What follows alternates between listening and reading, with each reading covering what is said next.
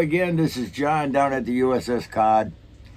Another little humorous story that I can remember on overseas is I had to go up north a little ways, not far, and it was in the area where sometimes the monkeys would filter in down and around that area.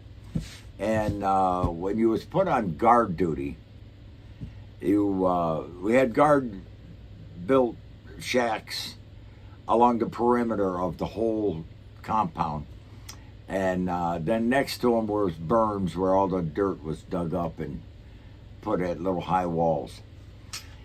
And when they would take 55-gallon drums, fill them with dirt, and put them around 3-4 deep around the front of the bunkers in case Charlie decided to throw any rockets at you, or even grenades. And several of these drums would not be loaded with dirt. So when it was your turn to get guard duty and you would sit in this bunker with two other guys, you'd take turns guarding. The worst time of night at all times was between 2 and maybe as late as 4 in the morning. Dead quiet. Everything in the world seemed to go to bed. Dead quiet. That was the scariest time of night. And as you would be sitting there looking out them little portholes for anything going wrong, you had to remember out there on the perimeter we would put wires. And on those wires we would take sea can rations and coffee can rations, fill them with stones, and so that if anybody coming in hit those, it would jingle jangle, make noise, and it would alert you. So we would get in that period of night where it was the worst, and these monkeys would come along, and you could hear running, and then all of a sudden, boom. Well, you didn't know who it was, what it was. All you know is you were scared bad.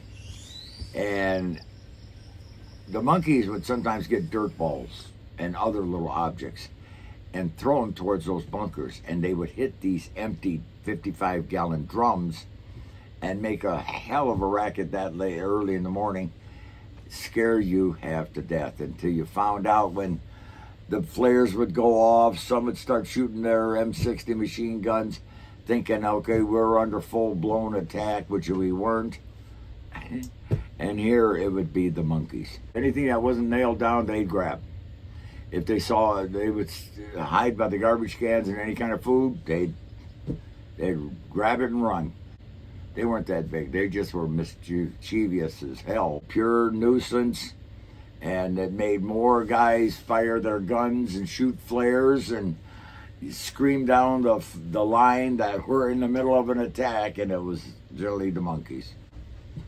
And they would scare you. And after a while, you kind of got used to this and wise to it even more so. And that's what you lived with on another story from Vietnam on things the guys had to go through. So thanks for watching. And again, come down and see the boat. We're open all year round from 10 o'clock to 5 o'clock. This is John saying bye-bye.